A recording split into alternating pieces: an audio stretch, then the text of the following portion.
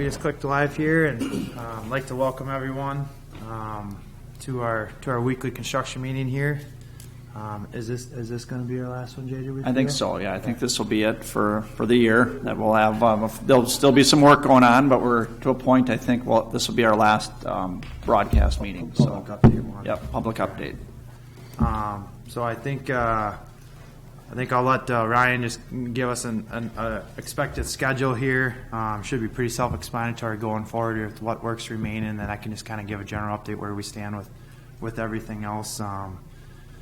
Big day on Friday, and this weekend having the road back open, having all the cones off and things like that. So going forward, there's obviously still work expected to be completed, but it's just going to be the outside temporary lane closures. The intent is that as work is completed or finished that scope, that the traffic control will be constantly evolving. So it's going to be no more intrusive than just an outside lane closure, and then hopefully, if not needed in areas, it won't be there. And then certainly for the weekends, as you saw this past weekend, that there'd be no traffic control out on the roadway, especially for this coming weekend with the art festival in place. So can expect this coming weekend to be very similar to last weekend, and then just a few more weeks of work. With that, I guess Ryan can give us a little more insight into that, if you would, Ryan. Sure, thanks, Corey. Yeah, we're working the topsoil out there right now, getting that ready for landscaping. That's going pretty well as well. We should probably be done with that, I'd say about a week with all the topsoil placing. Landscapers are waiting on a delivery of plants, so they're looking to come in here probably tomorrow, and I'm guessing they'll be, probably a week or so, probably a couple days behind us with the topsoil. And then the mason, we put up those little obelisks. He came in and kind of scoped out the work yesterday, and he's got to get his locates to clear, and then he can drill his holes and pour his foundations. And then the ornamental fence guy coming in behind him, he'll probably be, I don't know, there's 9 obelisks to build, I think, this year, so he should be able to build those out pretty quick. I think the sample panel's delivered, and we're good with that, right? Yeah, we approved it. And the obelisk, you're talking about the columns, the decorative columns that Right. go. I like saying the word obelisk, though. Yeah, you like that word? I do, yeah. So the fence guys, they'll be in and out too, so they'll be, probably a week. Next probably 2 weeks, we should really be very much wrapped up with this thing. We got some concrete off, some outside the contract concrete work that we need to pick up, some of those driveway replacements and such. That'll be a couple weeks out yet. So, but that'll be off on the side, right, Chad? I don't think there's nothing in the drive lanes. So, yeah. So that'll be off on the side. I think it's all side roads for that work. Sod crew, is that planned for this week? Yeah, that's the landscapers. Okay. So he'll be coming. I think he's coming tomorrow when he gets his plants. I think he's going to put all the plants down and then do the sod. Is I think his plan. So it's the same contractor doing the sodding and the decorative shrubs and plants? Yes, it is. Okay. When you're talking plants, are you talking trees too, or just shrubs? No, everything. Trees, shrubs. Trees, okay. He's a one-stop shop. Trees, shops, grass, everything. So that'll be starting tomorrow. I believe so. Yeah, he's waiting on that plant delivery. All right. Yeah. I guess Egan probably be last guys here, and they've got their bases that they're raising right now. For the light poles? Correct. Yep. He, I don't know what the status of those light poles is. It sounds like they're still out a little ways, huh, Corey? Yeah, we can talk about that later, but no update on the schedule of those. Those will just require a one-lane closure again to set those down the road, so when those do come available, it'll be a one-day deal to set each one of those, I'm sure. Yeah, we'll have to talk with Egan and what their final date is to whether they can get those the lighting system in this year from the delivery from the manufacturer on those light poles. So we'll have to we need to follow up and get some more information on that. So. I mean, it would be best if we could get it done and get that whole corridor lit up for this year. If not, we would have to protect those bases through the winter and put them in next year with next year's project. If it's too late in the year that the light poles are manufactured, so I believe that's everybody. Okay. So yeah, just I guess I can just add some other updates. So as of last week, all the pavement work was done. As Ryan mentioned, we have a couple driveway modifications. You might see them painted out there. And then we're also widening the driveway up of West Avenue. So there's 3 driveways that need concrete work yet. And with the understanding that that wasn't part of the original contract, there's driveways there now that are functioning. So that wasn't a pressing scope of work here as the push to get the roadway back open. So there's I think as Doyle mentioned here, there'd be probably at least another 2 weeks yet before that's resolved. That'll be some minor impact to the businesses. But in both cases, there's a redundant access, so we're not looking at major inconvenience there.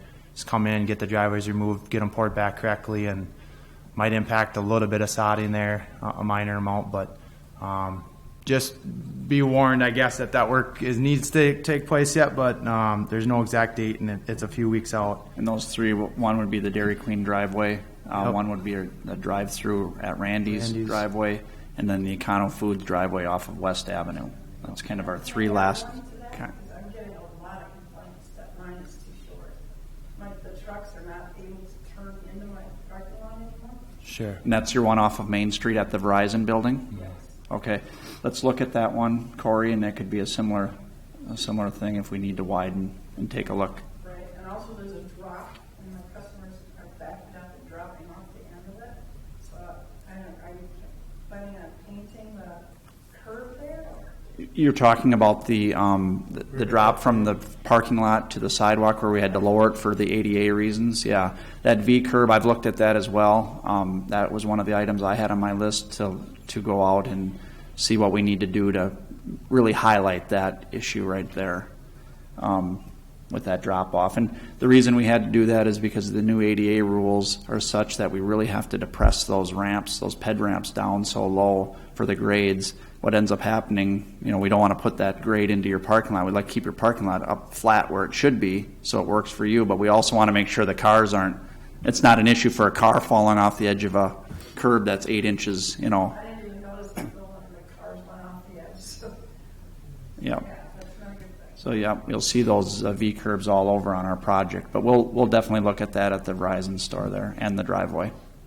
Yeah, that's a requirement. We have to pour them that way. That's I zoom just- in. That's Yeah. ADA. Yeah, I was looking Office. at today, and it's just like, It- well, at yeah. least It- it's in yellow stuff. Yeah, it's a new thing that's been happening. You'll see it in other towns too, wherever they do these pedestrian ramps at the intersections. They have to bring them down so slowly that they can't just drop down at the end. So, one thing I thought the temporary outside lane closures were going to be taken off daily.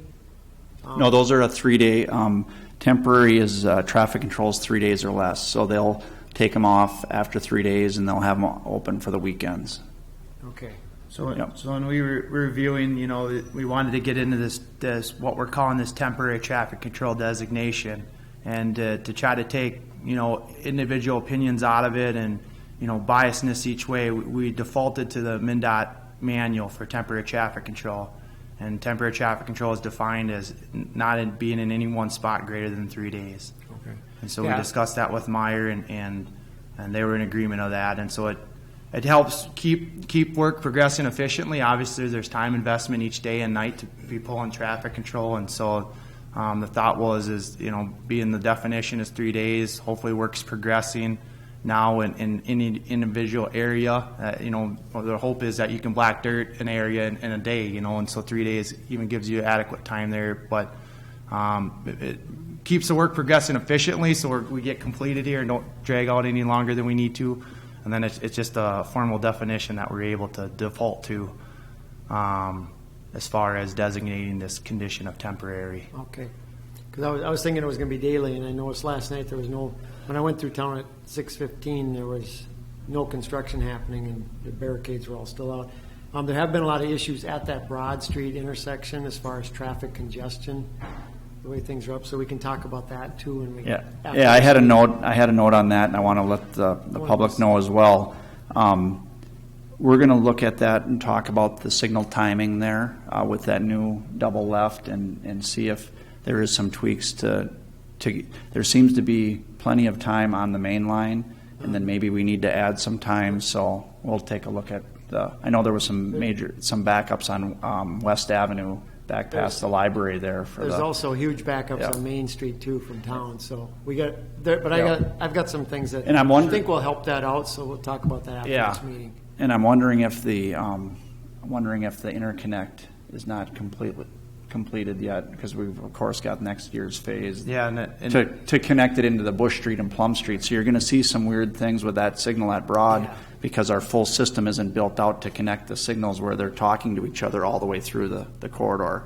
So we're going to have some time in here where it's not going to function the way it is when the whole project is done after next year, when we've actually got them connected together. So we'll take a look at that. Yeah, we certainly can. I mean, the signals, Broad Street, that just got completed on Friday. That's a big change there. Now it's got a dual left turn coming off of West Avenue, a new signal head there. There's some cat checking through an intersection. So as with all of the construction impacts and changes, there's certainly going to be some permanent changes too with the corridor, and how the lanes have been configured.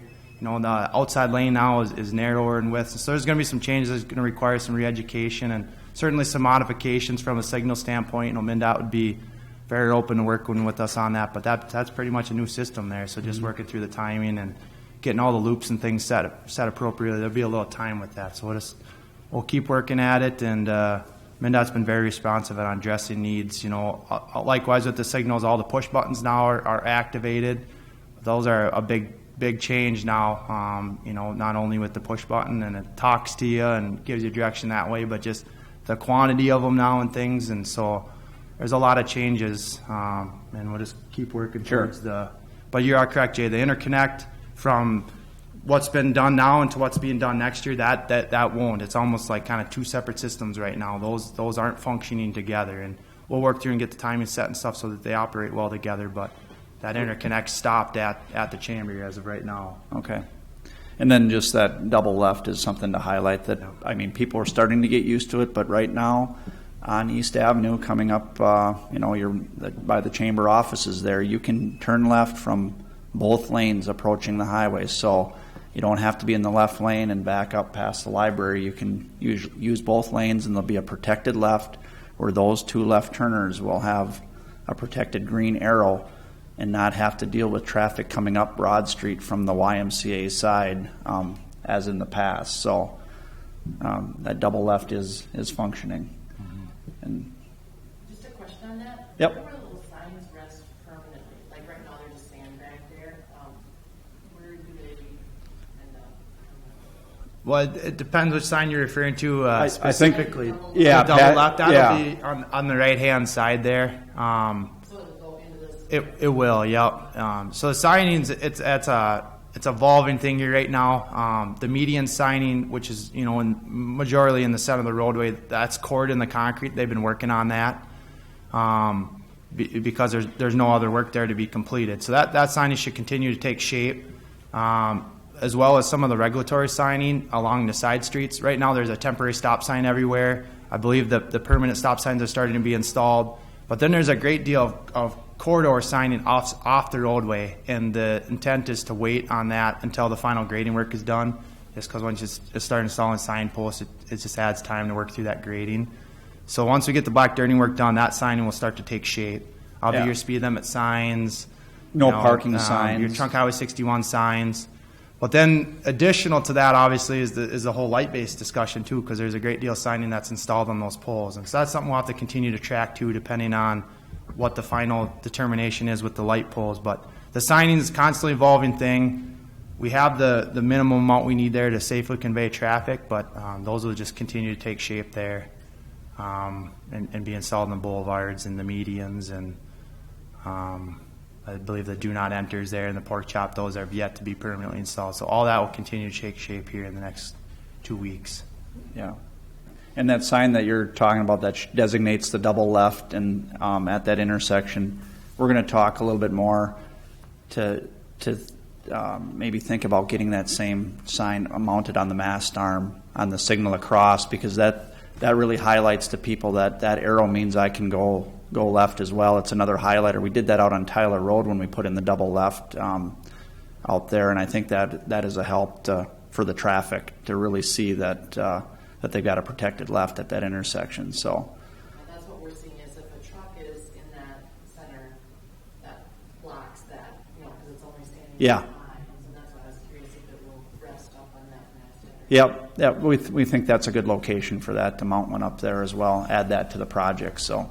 Yeah, that's where you're looking at for the green arrow, and that's where that sign should be mounted. Yeah. Exactly. Because I've been through there a few times. I haven't seen the sign you're talking about on these sand roads at all. I look up at the green. So that's where it's got to be.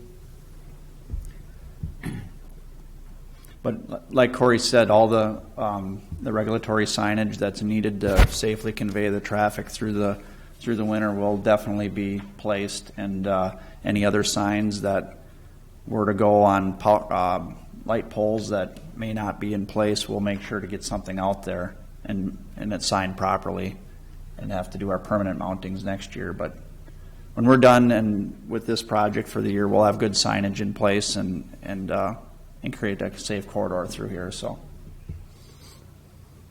We'll also look at, I think, possibly putting turn arrows on the pavement too, because if people aren't seeing that they can be in that right lane and still turn left, any markings we get can help people get in the proper lanes and get more people to the intersection.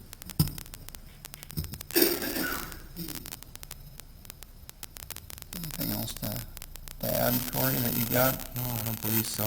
Just I guess the last final comment, as Ryan indicated, just the aesthetic components of the corridor. So black dirting is taking shape here now. The sodding would be, and all the areas you see black, that's theirs. They're going to be sodded. Then we have the brick masonry pillars. Obelisks located at Taco John's there in Econo. There's the old Taco John site, and then we got the ones down at Oldest Main. And then those are accented with some ornamental fence. And so all that's going to take shape here. And that's, besides the street lighting, is really the last pieces here to bring the stage one into final completion. So we're projecting about a 2-week time frame here to bring all this together. But I think, yeah, beyond that, okay.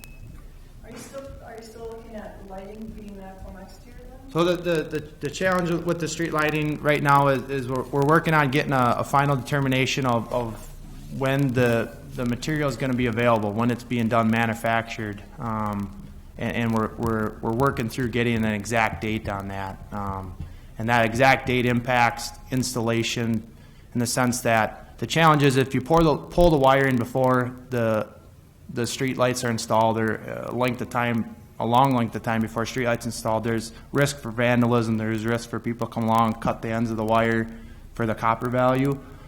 And so they don't want to be too far ahead of the light installation with the pulling of the wire. And the challenge of pulling of the wire is you need favorable temperatures in order for that to be done and done effectively. And so we're obviously approaching cold winter weather here at some point. So it's just getting an exact installation date or manufactured date and seeing how that fits into a feasible installation date. And so we're not going to that point yet. But we just want to. There's a potential for that, I guess. And there's a great deal of advantage of getting the lights in. We have these light bases now that are, near the back of curb and just slightly above the curb, and the risk of damage with the snow plowing and things. So there's a great deal of incentive, not only from the benefit of lighting the corridor, but just getting the street lights in and protecting those bases and, kind of bringing a final completion to this stage. So we're pushing hard. It's a lot of pieces in place, I guess, to get an exact answer, and we're not at that point yet. So just want to caution everyone and be open that there's a potential the street lights might not be in. We're very hopeful that's not the case. Just don't have an exact answer one way or another. So that's the scoop on the street lights. Yeah, and it is a new lighting system that wasn't there before, so it'd be similar to what we've had in the past for lighting on that corridor. Actually, probably a little bit better because we do now have overhead lights at the Hawk system near Quick Trip there that were never in place. So, and then there's the spillover from the lights on the signs themselves. The business signage along there. So, we really want to get that system in and have it working, but. Like Corey said, there's some things that have to come together here to make that happen. But the only other thing I was asking about, you've got the landscape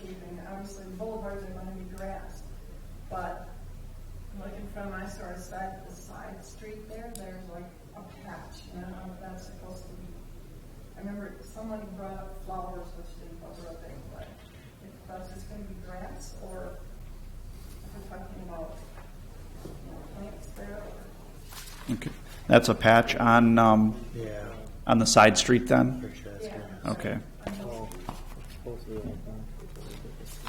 Going because Winona was so far right? Yeah, the one I know the one by the chamber will have a tree, and that'll be a landscaped area. That by the on the side street on East Avenue you're talking about. Yeah. Yeah. The chamber one is a landscape area. We'll look at this patch on. Pretty sure that's going to be sod. It's going to be sod. So, generally speaking, besides the medians at Old West Main, and the chamber and the Y corner, those will both have trees. All the other areas that you see will be sodded.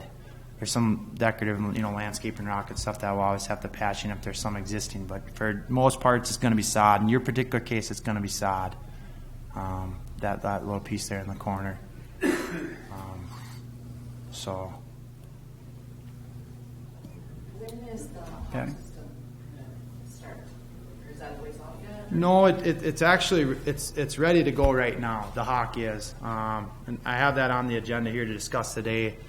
When we discussed it previously, I think Jay was leaning towards, because that is such a new system, it's completely brand new.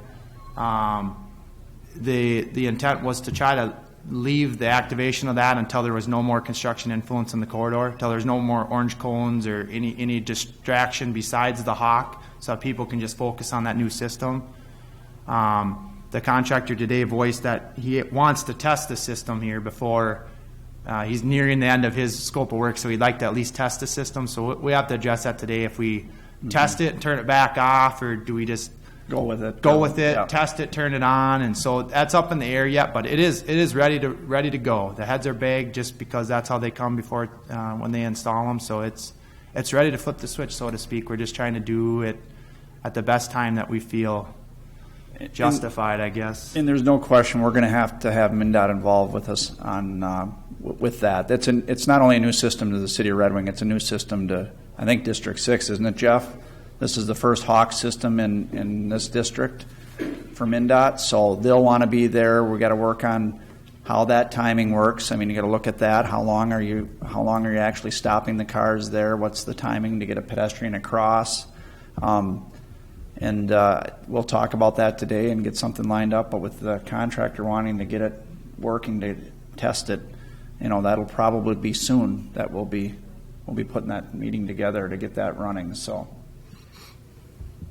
It'd be nice to get the sod and the trees in first so that there's as much activity out there. Once that activity's done, then the flurry of movement should be pretty well done with the construction crews. I take it that's going to be close to the last thing other than the lights. Yep. And that's something I could put in the newsletter, Patty, once we decide here today, and Yeah, I can Yep. see where that's gonna need a little bit of training or. Yeah, for sure. People are like, I talk about it, and they're like, I don't understand what you're talking about. I don't know Right. what you're talking Yeah, about. Yeah. but it's right in front of you. Yeah. They're, So we're gonna need to maybe do some education even before it goes live. they're, but- they're looking at doing a Channel 6 story on Hawks and how they work and how people use them. We're looking at that now with our Channel 6 people.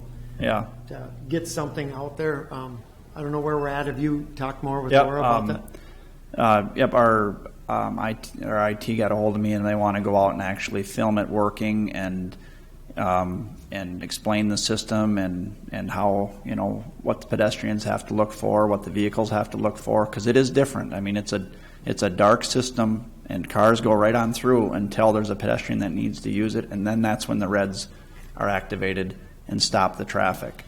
So we're kind of thinking once we get it up and running that we'd go out and do a piece on our local access to let people know this new system is in place and here's how it works. So that kind of coming together here, I imagine, in the next couple weeks as well.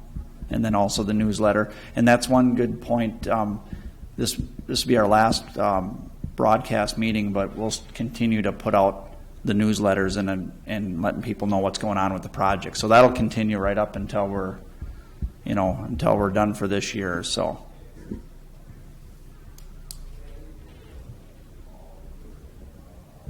Any other questions? Good questions today.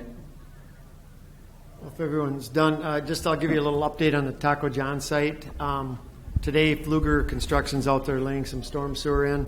Then he's going to do some rough grading of the site, get the soil up to the height of the sidewalk around the public sidewalk side, get embanked up against the Lawrence building so that the water runs away from it, and then basically leave the site for the winter. Council's directed staff to work with the Arts Association to come up with a grading plan for sidewalks and a sculpture in there and some special plantings and a rain garden. So the Arts Association is going to come up with that, and we're going to work with them on that. It's a partnership where they're going to pay for a portion of it, and the city will pay a portion, and that'll actually be a pretty beautiful site next year. But it won't get done this year because they don't have a grading plan figured out yet. Just a little update, so if people see activity in there right now, that's what's going on.